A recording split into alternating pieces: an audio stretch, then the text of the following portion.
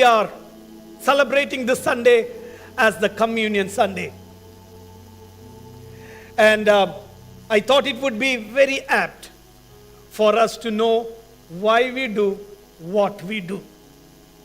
Sometimes we do it without knowing why we do what we do, because over generations we were doing it, and just because we were doing it, we still do it.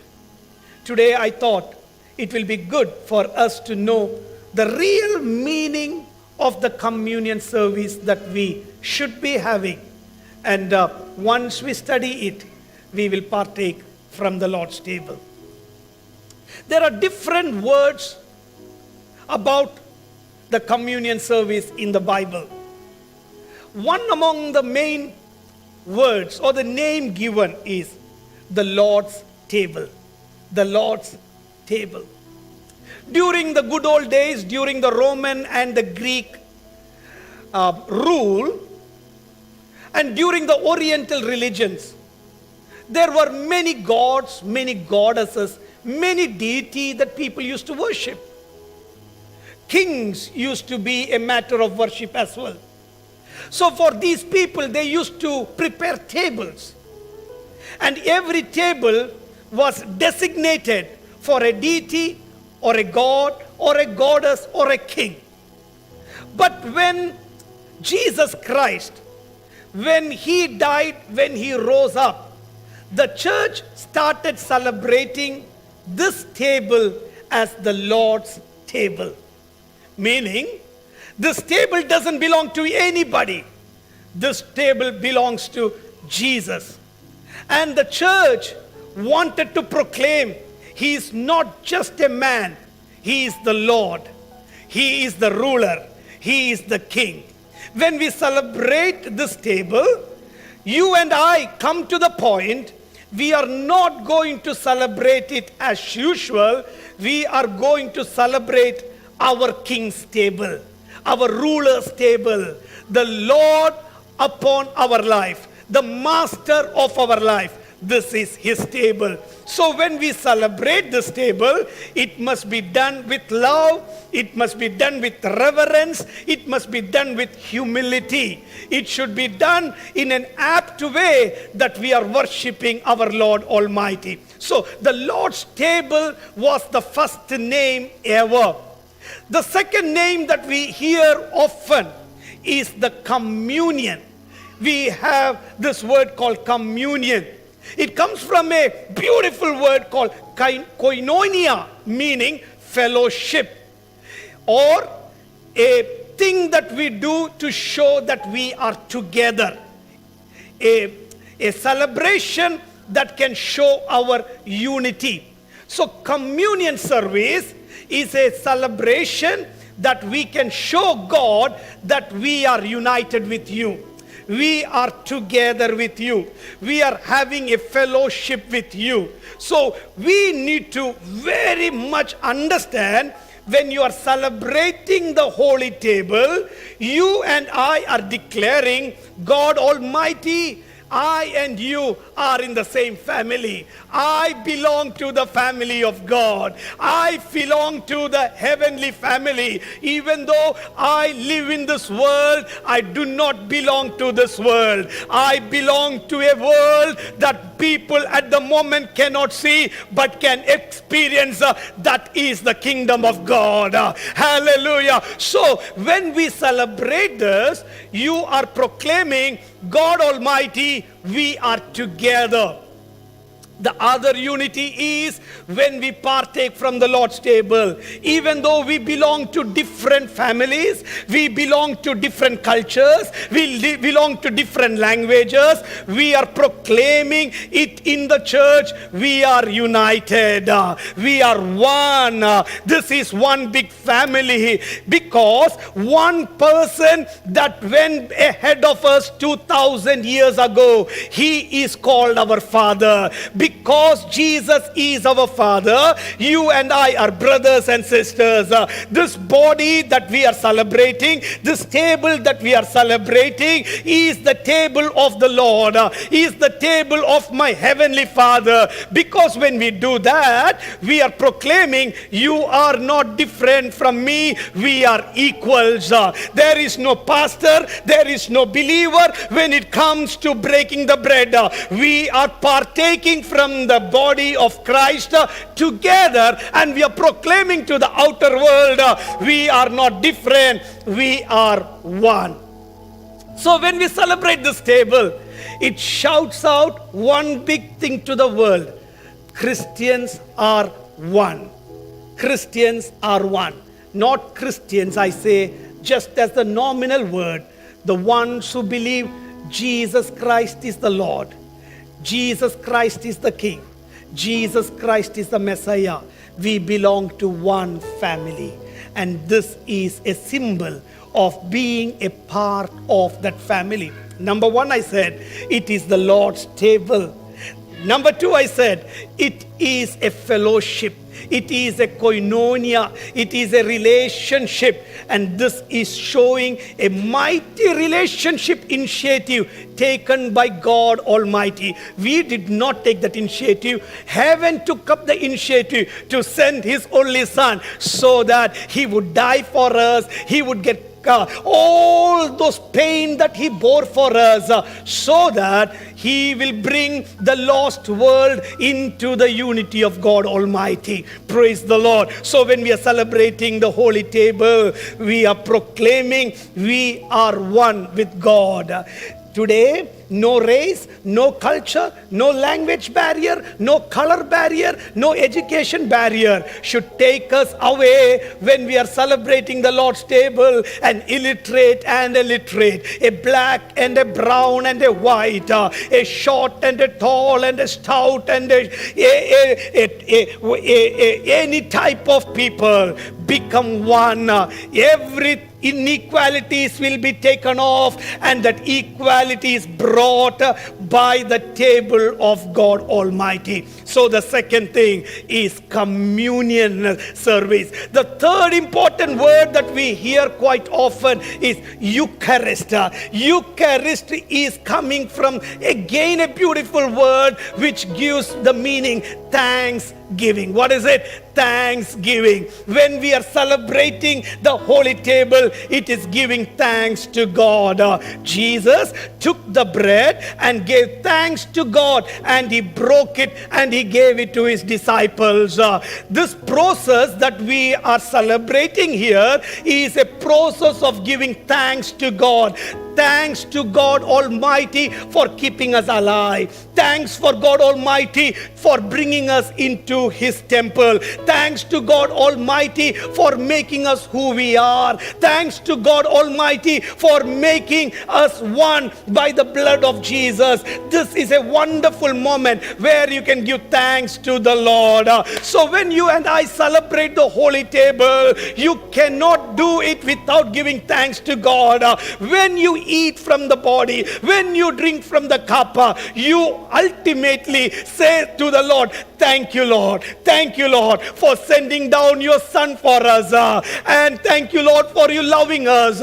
Even when I was a sinner, you gave your life for us and made me holy, Lord. What else can I do? I will lift up the cup of salvation and I will glorify your name, Lord.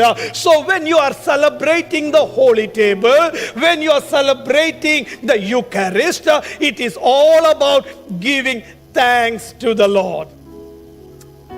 When Jesus initiated it to His disciples, that was not something new. It was an age-old Hebrew tradition. From the time the Hebrews or the people of Israel came out of captivity, came out of Egypt, on that particular day that they came out, they were to kill a lamb, and the blood of the lamb was to be pasted on the doorpost.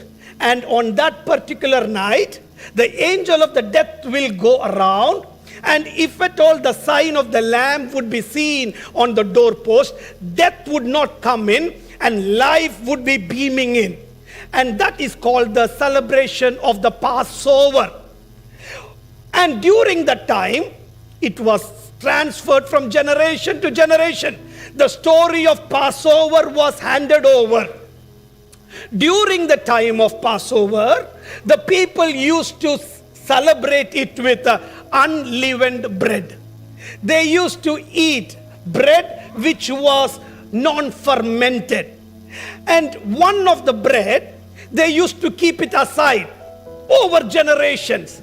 And they said, this is called the Messianic bread. This bread is the bread that will be called the Messiah's bread. No human being should be taking it and partaking it. It will be by the Messiah. One day will come, the Messiah will come. They had a hope that a Messiah will come. And the hope that they had was a political Messiah. A Messiah that will take them away from the Roman clutches or the Babylonian clutches, from the prison atmosphere, and take them into freedom. So the thought of the Messiah was the royal Messiah, or a priestly Messiah, or a Messiah who will be a political Messiah. When Jesus came down in a form of a poor carpenter's son, no one ever believed he was the Messiah. People knew he could be called a good rabbi, but people were not ready to accept him as a Messiah. Even his own family members could not believe he was the Messiah. But on that particular day, on the Passover day, what Jesus did is a beautiful example that God has kept for us. Luke's Gospel, chapter number 22. Luke's Gospel, chapter number 22. Verse number 19 following. And he took bread, gave thanks, and broke it. He took this bread, gave thanks, and he broke it, and gave it to them, and saying, this is my body. The Messianic bread that was kept aside for hundreds of years was in the hands of Jesus Christ. And he took this Messianic bread and he said, this is my body. The Messiah that you are waiting is this body. This is my body. And he broke it and he gave it to his disciple. That day was a beautiful time. The time after the Last Supper was the first time a Messianic bread was broken and partaken from. And then it was handed over to us, saying that whenever you do it in remembrance of me. So the ancient church, whenever they celebrated the holy table, it was as if Jesus is present there among them.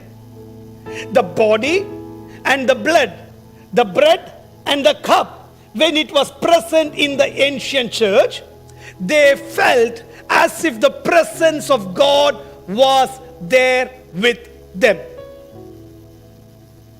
Time went by. There were rulers, there were patterns, there were changes that happened all across. The celebration that was to be done with a wonderful reverence started taking a cultural picture. It started deviating from the real plan that has to be there. People started saying the substance changes. It is called the transubstantiation. Once I pray and bless the bread changes into flesh. When I pray and bless the cup, the wine changes into blood. So that is the reason some of the people who believe in the transubstantiation or the transfer of the substance from bread to meat, they would be afraid to bite the bread. They would swallow it, saying, we cannot bite the bread. But that was not the real intention. We are not seeing a substance change. We are not seeing bread changing into meat. We are not seeing the grape juice changing into blood. The substance is the same, but the reverence changes. The importance changes. The message changes. In the shop, when you buy a bread and break it and eat it, it satisfies your physical hunger. But once you are partaking from the Lord's table, it does not fill your physical hunger, but rather you are doing it for your spiritual man. Praise the Lord. You are doing it as a remembrance, as a time that you can reflect on your past journey, and you are doing things right according to the plans of God Almighty. Isn't that the reason Paul, when he was writing the epistle to the Corinthians, he said, when you do this, judge yourself. What did he say? Judge yourself. Don't take it in an ordinary manner. Do not take it as if you eat bread from a shop. But when you take this bread, you must know this was a table that was presented to us after giving a huge price. A price that you and I cannot comprehend. A price that money cannot purchase. A price that you cannot repay. This table stands out for one huge thing. That is, one person died so that we can become alive.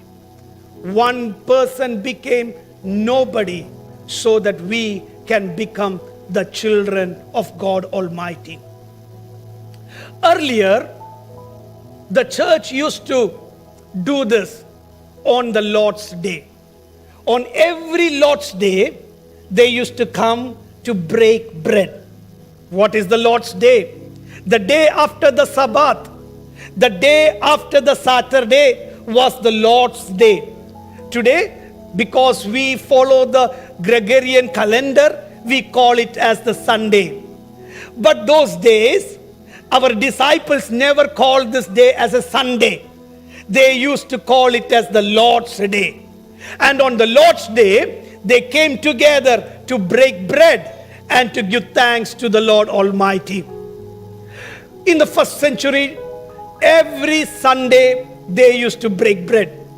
But what happened? Persecution came in. People started going helter-skelter. People were killed for their faith.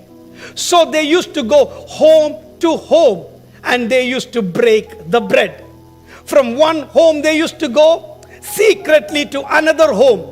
The purpose of the journey into another person's home was to just break the bread and give thanks to the Lord Almighty.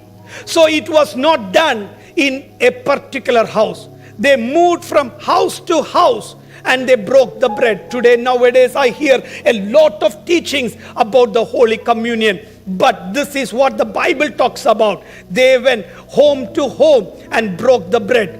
It was not just on a Sunday. Day never mattered. They could meet anytime. And whenever they met, the main thing was they wanted to remember Jesus. There was no celebration without Jesus. There was no party without Jesus. There was no celebration without the Master. So they wanted to have a breaking of the bread which commemorated the King of Kings and the Lord of Lords. And the reason of the persecution itself was believing Jesus. The reason that they were ready to go and die was for Jesus. So they wanted wanted to spend time more with Jesus.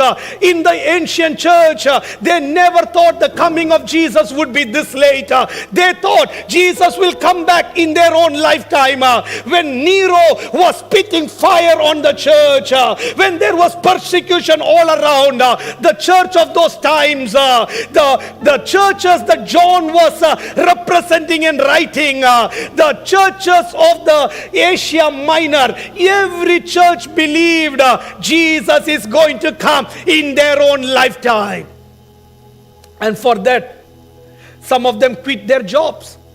Some of them sold their properties. Some of them sold their houses.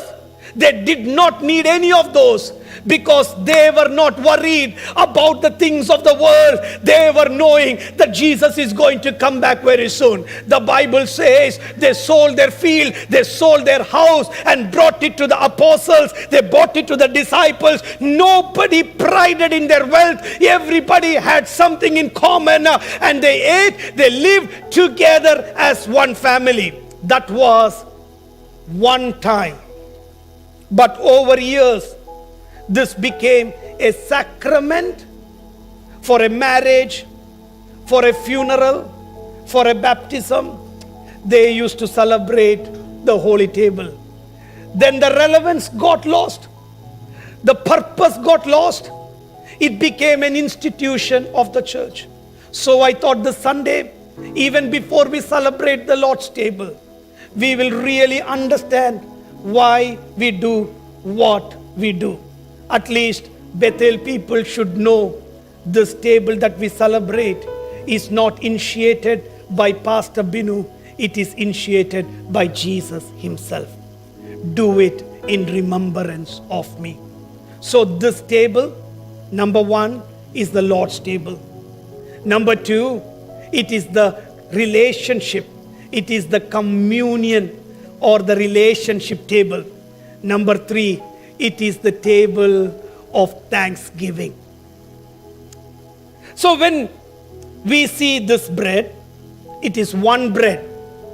But once it goes into my hand, I take it and I bless it.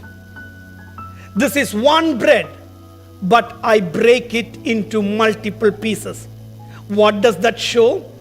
One body of Jesus was broken into many pieces. His body was bruised. He was inflicted. His body parts were taken off.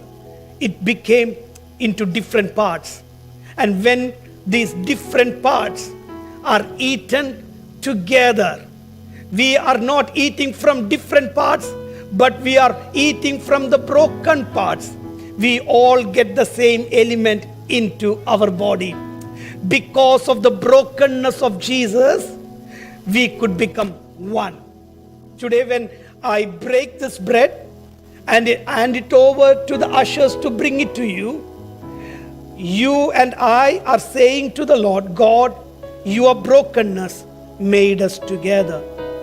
In your family, if there is disunity, in the community, if there is disunity, in the church, there is disunity, communion services brings a unity, takes away the disunity and brings unity. And I always believe there is a supernatural hand of God. Hallelujah. It is not my hands that are going to break it. It is showing that God is bringing the unity. Nowhere in the Bible it says, when you eat this, you will be healed. Nowhere in the Bible we say, when you eat it, you are blessed. Nowhere in the Bible it says, when you eat it, things will happen. You will become prosperous. There are teachings around the world which shows, come, eat the Lord's table and you will be healed. Come, eat the Lord's table, you will be blessed. No, those words are not there in the Bible. But one word is so true, because we are partaking from the body of Christ, the body of Christ should be a healed body. Praise the Lord. The body of Christ should be a blessed body. A body of Christ should be a united body. Whatever is there as a blessing in the body of Christ will fall upon the church. And that is the promise of God. When you and I belong to the family of God, whatever blessing is there in the family, that will be transferred into our lives.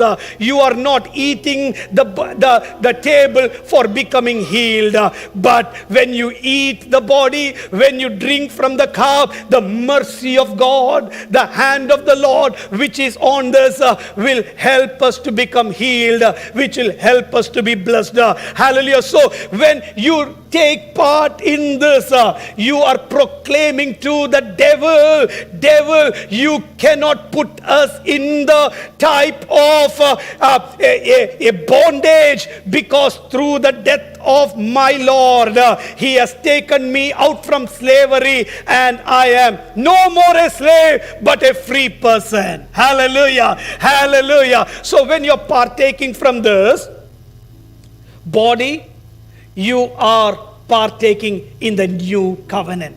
Come on, I'll read that verse for you.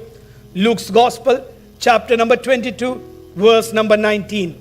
And he took bread, gave thanks, and broke it, and gave it to them, saying, "This is my body given for you. Do this in remembrance of me." In the same way, after the supper, he took the cup, saying, "This cup is the new covenant." When you are partaking in the Lord's table, you are in a new covenant. The old covenants are gone. The old laws are gone. You and I are getting into a new covenant, a covenant of love, a covenant of sacrifice, a covenant where there is pain, but you rejoice in that pain, saying, "This pain will vanish in a twinkle of an eye. There is going to come a time of glory, even if my mortal body is being tarnished, even my body is being beaten. I am not worried out of my outward body. My inward man is stronger day by day." Praise the Lord. A new covenant was written when we take part in the Lord's table. So when you and I are partaking in the Lord's table, you need to know, number one, it is the Lord's table. So if you need to partake in the Lord's table, you need to be a part of the family of the Lord.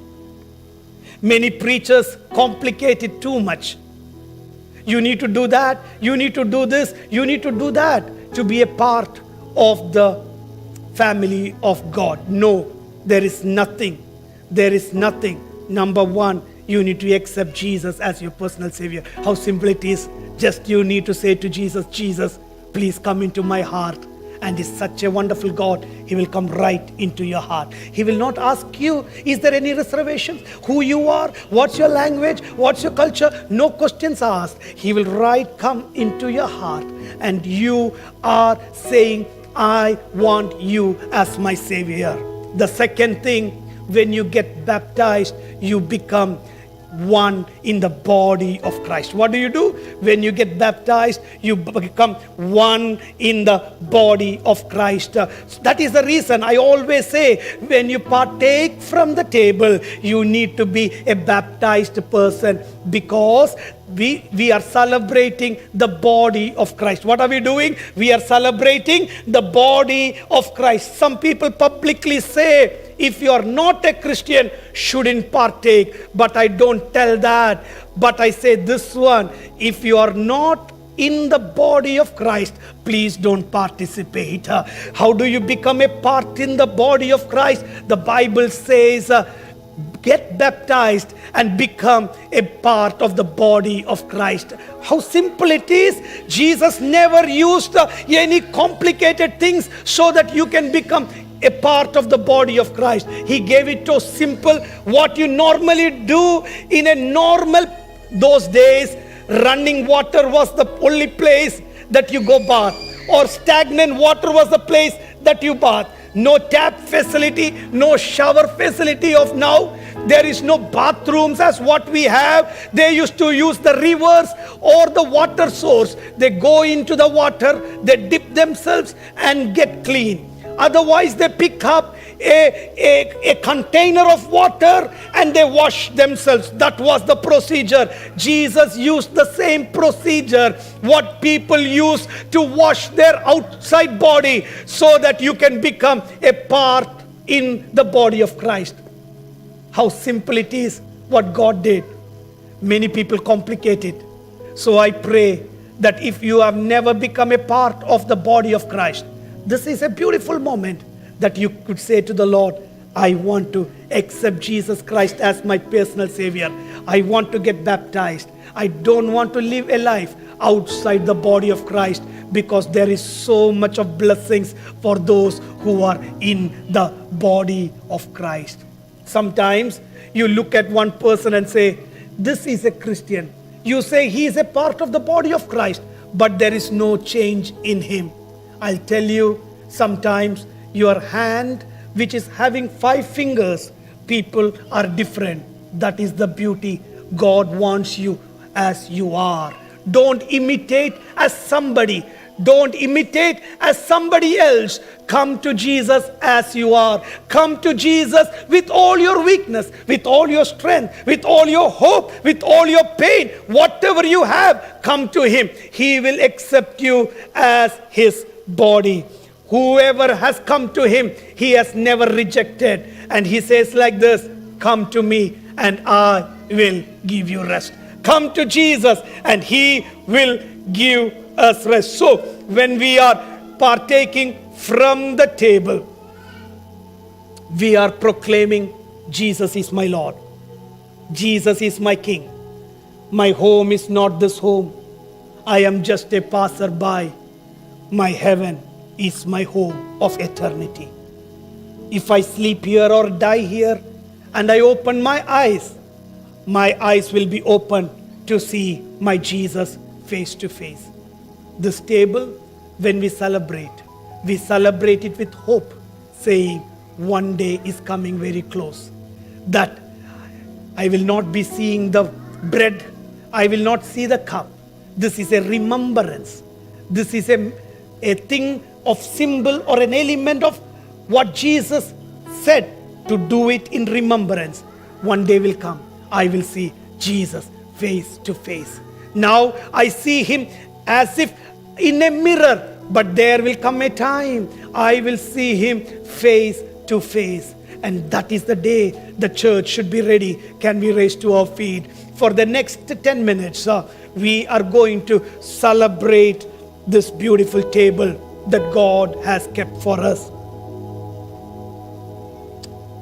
The beauty of this table is, this is the time that you can see within yourself and not outside you. You need to start judging yourself and not judging others. See inside you and see whether there is anything which is not right that you have done over these days. You have said things that are not right. You have gone to places that are not right. This is a time that you can say sorry to Jesus. This table is a table of reconciliation. You can reconcile. You can say, like that prodigal son who came back to the father's house, I have sinned. And this is a place. So communion service should be always a service where there is opportunity for you to confess your sins and say to the Lord, forgive me, Lord. For a few seconds from now, you need to close your eyes. Start looking into your personal life. Your husband may know little of you. Your wife may know little of you. Your children may know little of you. But you know who you are. You know your life. You can just look into your life and say, God, I should not have done that. I should not have done that. I should not have gone to that place. I should not have said that word. I should not have hated my brother. I should not have hated my sister. Father, on this Holy Communion Sunday, I say sorry.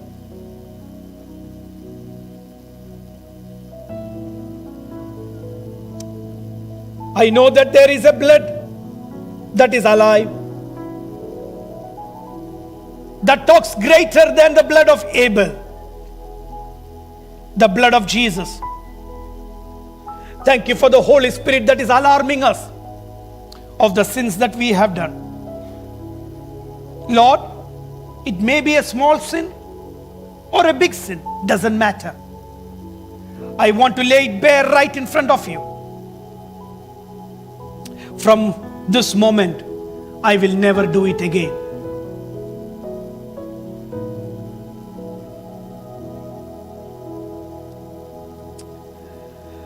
When I break the bread and bless the cup, please take it in your hand. Sing along with the ushers. Sing praises to the name of God. Sing praises, sing glory to His heavenly name. Hold it, take it from the usher. This will be very different. Our brethren will break the bread and will hand it over to you. Till now, you were breaking it and taking it, but they will break it and give it to you. Please hold it in your hand, just prayerfully. We will do it together. Can we pray?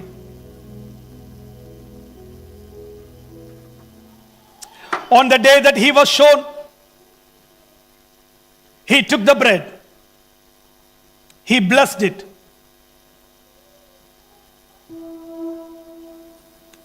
Father, right now, we take this bread.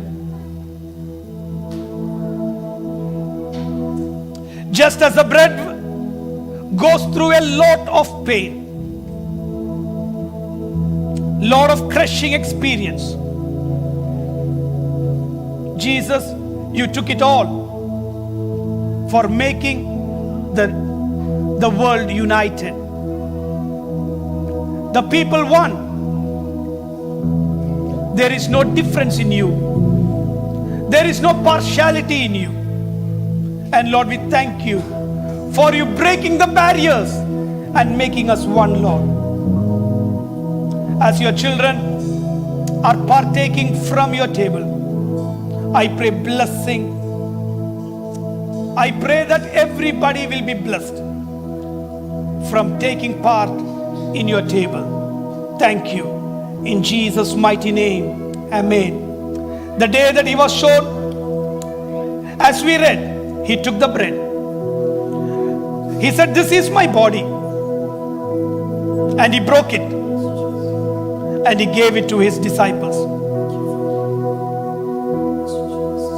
Because of His brokenness, we have become one. Because He became nothing, we could inherit a part in the kingdom of God. When we thought everything was lost, He gave us hope, saying everything is not lost. And He gave us joy. Whatever the devil stole,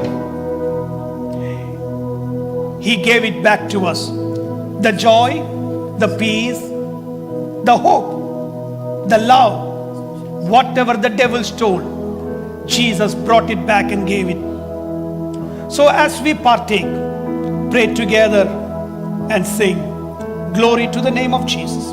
Just as He broke the bread, He took the cup and He blessed it and He gave it to His disciples. This is His life. He gave His life for us. When you partake from this, let His life flow into us. Let His desires flow into us. And let us remember Him.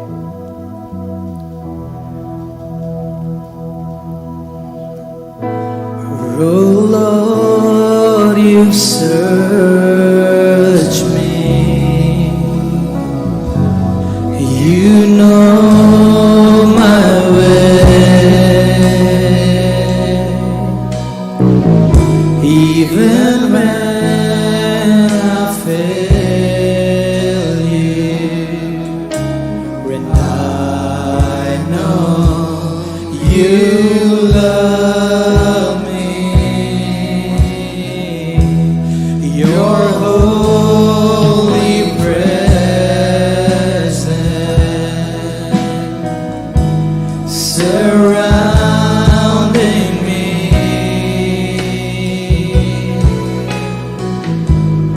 in every season,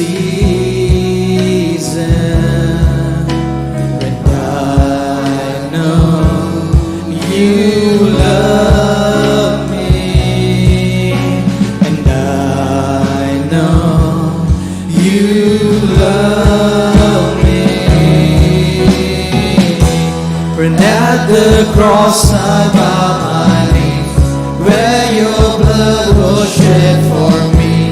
There's no greater love than this.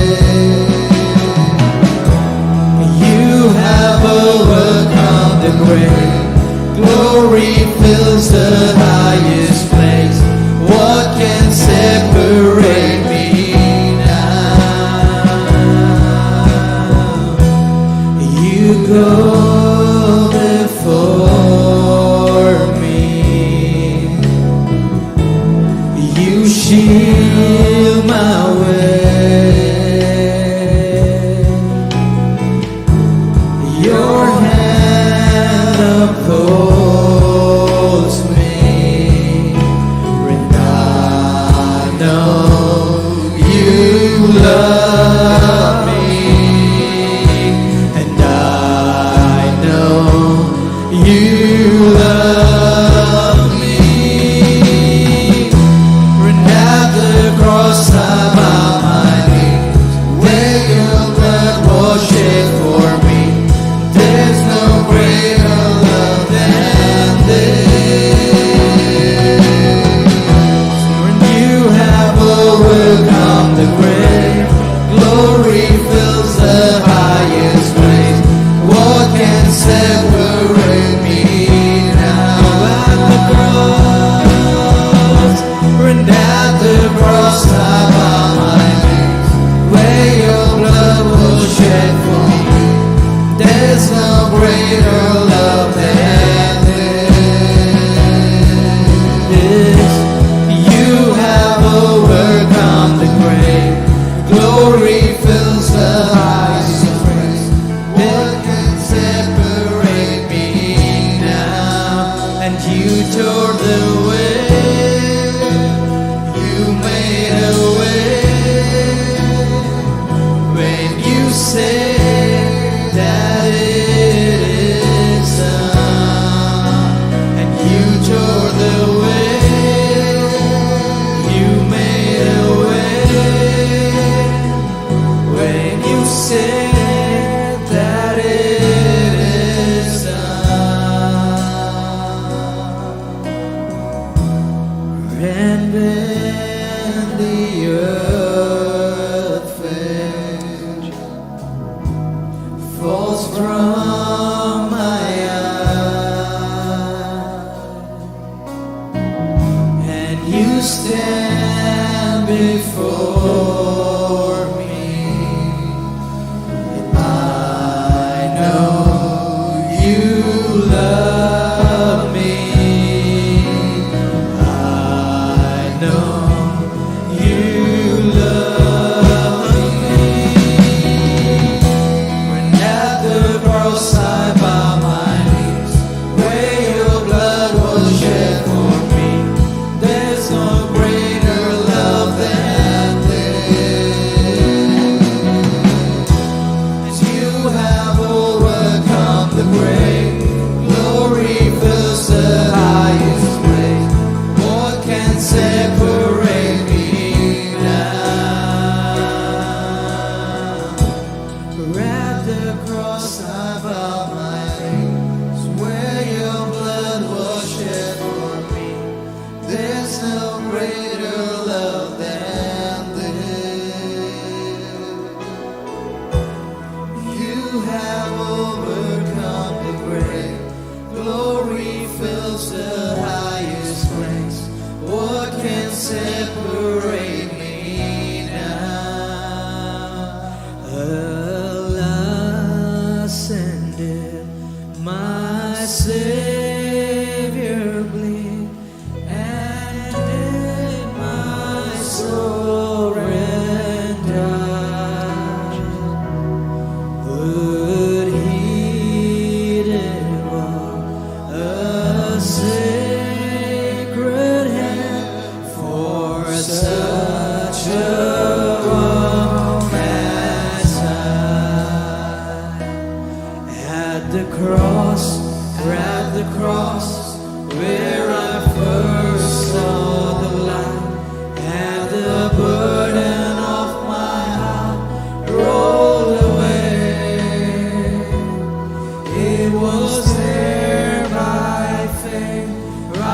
receive my sight, and now I am happy all the day.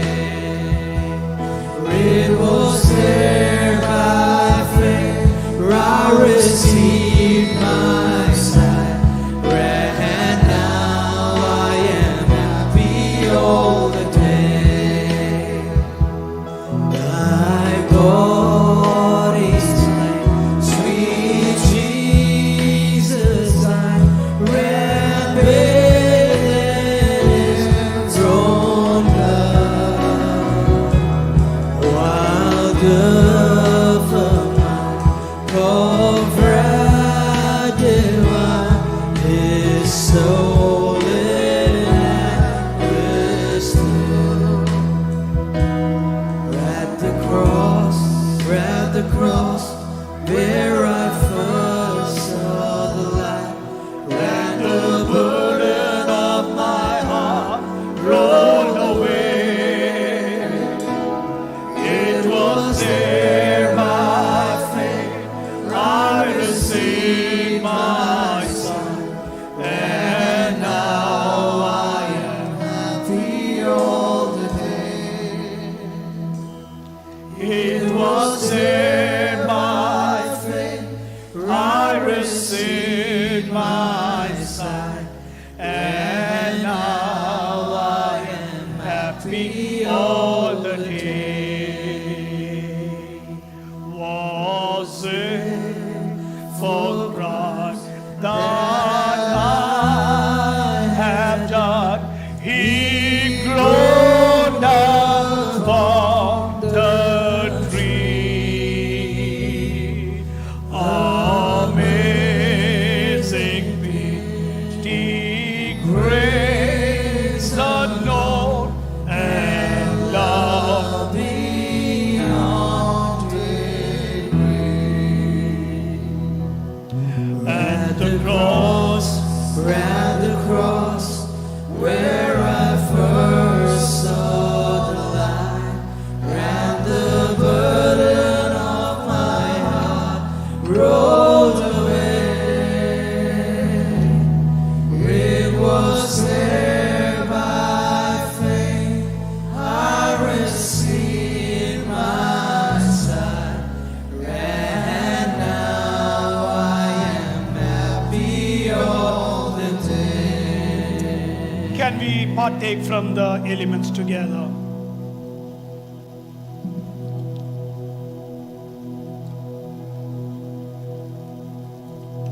This is always a day that will rekindle our hope.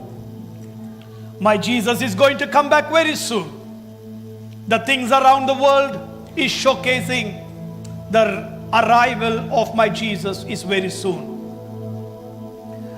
What is the message for the church? Let us walk in holiness. Let us walk in the righteousness that God wants us to walk. Let there be no hate. Let there be no strife. Let us love the Lord from the depth of our heart.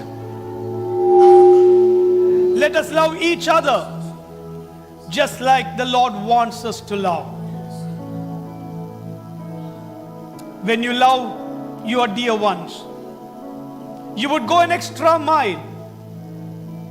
And I pray that you and I will go an extra mile into the community and showcase the love of Jesus. Let our church here in Mangre, the people who are in different homes, different locations, watching today's service, I pray that you will become a channel of love in your community, a channel of love in your family, a channel through which the name of Jesus can be shown. So you say to Jesus, Jesus, from today onwards, till your come, or till the last day of my life here on this planet Earth, I want to share your love. I want to be your missionary.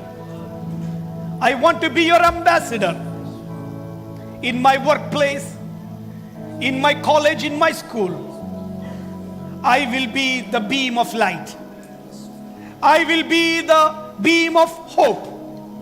I will pray for the sick. I will pray for the depressed. I will pray for the ones who are confused. Lord, when I pray, you would heal them, you would deliver them, and you will give them a stable life. This is a moment where you can dedicate your life once again to God's work. I pray the week that God is giving to you, the months that God is giving to you, use it for the glory of God. Use it for the kingdom. I pray you will be blessed. Through you, many people will be blessed. And I pray the community will be blessed because of your presence here. People will love you because you love Jesus. You would become the example of love on this planet Earth. I pray for you, Lord. I bless your children. As your children walk out of this place with hope, with prayer, I pray your grace will be upon them. Your mercy will cover them. And Lord, I pray they will go with a focus to stand up for you. No matter what, they will be never selfish. They will be sacrificial. They will have a life which will showcase your love, Father. Thank you. Bless you. In Jesus' mighty name I pray. Amen.